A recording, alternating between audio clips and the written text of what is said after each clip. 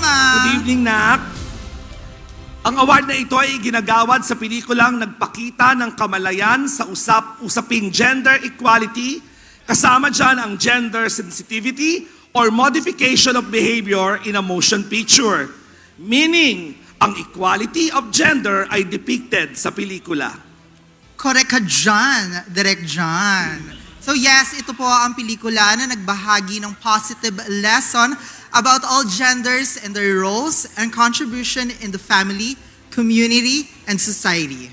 So Mama John, heto po ang nominado para sa Gender Sensitivity Award. The nominees for Gender Sensitivity Award: Call Me Mother, Bar Boys After School, Unmarried.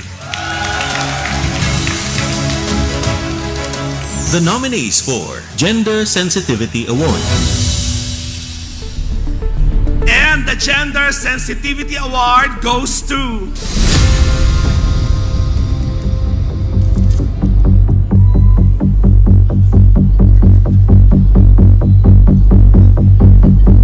Call Me Mother!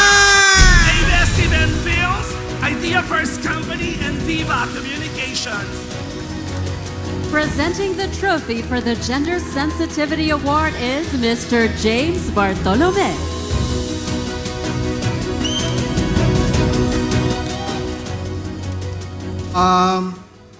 Pang-lima o pang-anim ko na yata ang Gender Sensitivity Award. Pero aminin natin, minsan ang tingin dito, Consuelo de Bobo, na kapag meron kang karakter na bakla, makukuha mo to. But I take this award seriously.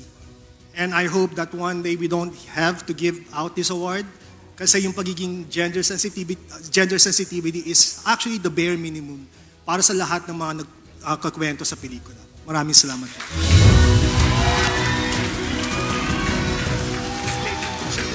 Congratulations to our first few set of awardees. The stars are truly shining bright tonight.